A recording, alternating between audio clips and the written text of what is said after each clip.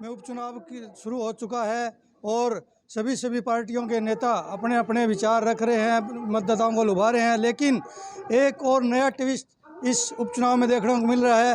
किसान महापंचायत इस पूरे उपचुनाव में सरकार के विरोध में खड़ी है, क्योंकि बार बार सरकार मुआवजे के नाम पर बरगराने का काम कर रही है। किसानों का यही आरोप है कि पीछे दुष्यंत चौटाला जी, डिप्टी सीएम और रणवीर गंगवा जी से लेकर मुख्यमंत्री तक ने मुआवजे के लेकर से ये कहा था कि किसानों के खाते में मुआवजे डाल दिया गया है, लेकिन किसानों के खाते में अभी तक मुआवजा नहीं आया है। इसी को लेकर किसान नेता रवि आज़ाद के नेतृत्व में किसानों ने एक मोर्चा निकाला है कि हर गांव में आदमपुर हल्के में जाएंगे और वो सरकार का विरोध करेंगे।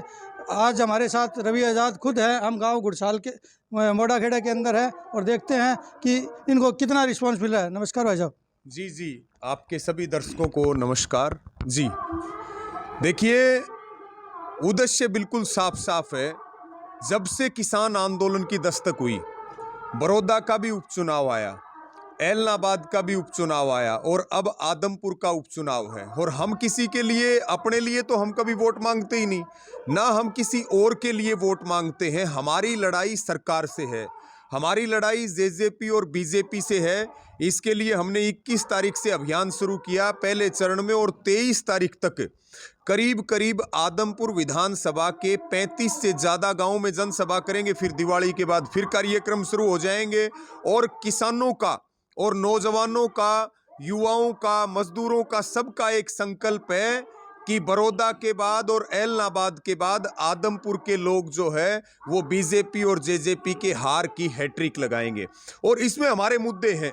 मुद्दा है 750 किसानों की शहादत हुई, मुद्दा है एमएसपी पे किसानों से झूठ बोला गया, मुद्दा है बिजली बिल को थोपने की तैयारी की जा रही है, अग्निपथ योजना, महंगा डीजल, उसके बाद महंगी रसोई गैस, आज बेरोजगारी आसमान में है, महंगाई आसमान छू रही है। ये हमारे राष्ट्रीय स्तर के मुद्दे हैं, प्रदेश स्तर के मुद्दे हैं। स्थानीय स्तर की अगर हम बात करें, यहाँ पे सरकारी स्कूलों को बंद किया जा रहा, 4 धरने चल रहे हैं स्कूलों में अध्यापकों की मांग को लेकर के। आदमपुर और बाढ़ में किसानों के 6 महीने से आंदोलन चल रहे हैं, बर्बाद फसलों के मुआवजे के, किसानों को बीमा क्लेम नहीं मिल रहा है। इन सारी मांगों को लेकर के खेतों में पानी खड़ा है। तो हम याद दिलाने आए हैं आदमपुर की जनता को कि अब आपके पास एक मौका आया और इस मौके का फायदा उठाएंगे। सरकार हारेगी तो आपको मुआवजा मिलेगा, आपके स्कूल खुलेंगे, आपको अध्यापक मिलेंगे, डीएपी मिलेगी, आपके खेतों से पानी की निकासी होगी और सरकार जीतेगी, बीजेपी जेजेपी जीतेगी। तो जो है वो भी नहीं छोड़ने वाले हैं। बहुत रिस्पॉन्स मिल रहा है। हम एक बात कहते हैं कि भाई अब की बार बीजेपी और जेजेपी के प्रत्याशी जो यहाँ पे भव्य बिश्नोई है, आदमपुर वाले उसका पुंजड़ पाड़ के और उसके हाथ में दे दे, लांडा करके भेजे। जनता क्या कह रही है? जनता कह रही है हम वोट किसान के लिए डालेंगे। हमारा जो बटन ईवीएम पर दबेगा वो शहीद किसानों को श्रद्धांजलि देने के लिए दबेगा और पक्का इलाज बीजेपी जेजेपी का यहाँ से किया जाएगा। जी, उपचुनाव की घोषणा होने से पहले सरकार ने 58 करोड़ का मुआवजा अनाउंस किया था बाढ़ और आदमपुर तहसील का, और किसानों ने धरना समाप्त कर दिया था। लेकिन बाढ़ में फिर शुरू हो गया। शुरू इसलिए हो गया कि झूठा आश्वासन दिया किसानों को। पहले कहा कि चंडीगढ़ से पैसे नहीं आ रहे हैं, बाद में कहा कि वो डीआरओ के पास पैसे आ गए हैं। लेकिन ये बताइए कि किसान की जब फसल बर्बाद होगी, 2020 का मुआवजा आज तक नहीं मिला है, 2021 का मुआवजा ये कह रहे हैं कि अब हिसार आ चुका है, अब आचार संहिता के कारण नहीं डल रहा, उसके बाद 22 का मुआवजा। फसलें बर्बाद हो रही हैं, किसान क्या करेगा? फसल उसकी बर्बाद हो रही है, खेत में उसके पानी खड़ा है, बच्चों को पढ़ने के लिए जो वो स्कूल नहीं जा सकते। गांवों के लोगों ने अपने आप सरकारी स्कूलों में मास्टर लगा रखे हैं, केवल मास्टर हटाए नहीं, उनकी पोस्ट कैप्ट कर दी। तो ये सारे मुद्दे हैं और मुद्दों को मजबूती देने के लिए हम यहाँ गांव-गांव में जा रहे हैं, गांव-गांव में जाएंगे और निश्चित तौर पे बीजेपी और जेजेपी को एक बड़ा सबक आदमपुर की जनता यहाँ से सिखाएगी। आपका मुआवजा नहीं आया बता रहे हैं, लेकिन इसके लिए फिर दोबारा कोई मुख्यमंत्री से या कृषि मंत्री से बात हुई? किसी से कोई बातचीत नहीं हुई। किसानों ने अपना आंदोलन दोबारा शुरू किया है। बाढ़ संबंध के अंदर किसानों ने फिर धरना शुरू कर दिया है। इसी प्रकार से आदमपुर के अंदर लगातार आंदोलन चल रहा है,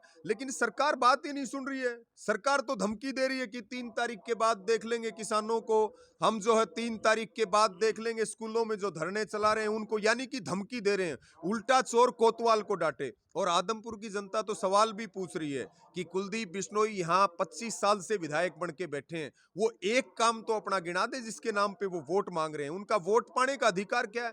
भव्य बिश्नोई के वीडियो आपने सोशल मीडिया पे देखे होंगे। वो 600 दिनों को काले दिन बताते थे, आज वो दिन सफेद हो गए। उसके बाद कुलदीप बिश्नोई जी ये कहते थे कि भाई काले चोर पे भरोसा कर लेना, लेकिन भारतीय जनता पार्टी पे भरोसा मत करना। आज भारतीय जनता पार्टी अच्छी होगी, क्या सेटिंग हुई है उनकी। उन्होंने अपना जमीर बेचा है, लेकिन किसानों का और आदमपुर की जनता का जमीर जिंदा, और जिनका जमीर जिंदा है वो जिन्होंने जमीर बेचा उनको वोट कभी नहीं देंगे। जी, सरकार के बंदे ये कह रहे हैं कि किसान नेता विपक्ष के हाथों में, खासकर कांग्रेस के हाथों में है, उन्हीं के कार्य के लिए काम कर रहे हैं। ये इनकी सोशल मीडिया अभियान चलाती है। किसान नेता ना किसी के बुलाने से जाते हैं और ना किसी के रोकने से रुकते हैं। हमें भी रोकने की कोशिश करी, हमें अपनी मर्जी से आते हैं। हम जहां किसान की बात है, मजदूर की बात है, देखो चोट होती है मौके की, मौके के ऊपर थोड़ी चोट भी ज्यादा असर करती है। अब यहाँ मौका है आदमपुर में, तो किसान तो अपने मुद्दों की लड़ाई लड़ेगा। यहाँ कर्मचारी जो है, बीजेपी ने वादा किया था कि हम नई पेंशन नीति लेकर के आएंगे। कर्मचारी भी आंदोलन के ऊपर हैं, बच्चे भी आंदोलन के ऊपर हैं, किसान भी आंदोलन के ऊपर हैं। इस सरकार के पक्ष में कौन है? सारे गलत काम सरकार ने किए, सारे गलत काम बीजेपी जेजेपी ने किए, तो वोट क्यों देंगे? वोट हम विकास के लिए देते हैं, विनाश के लिए थोड़ी देते हैं। जी, स्कूल तो खोल दिया, मोहब्बतपुर ढाणी मोहब्बतपुरा स्कूल खोल दिया, और अब भी कह रहे हैं कि आगे चुनाव के बाद दूसरे स्कूलों भी खोल। आप ये देखिए, केवल और केवल वहां ना तो टीचर हैं।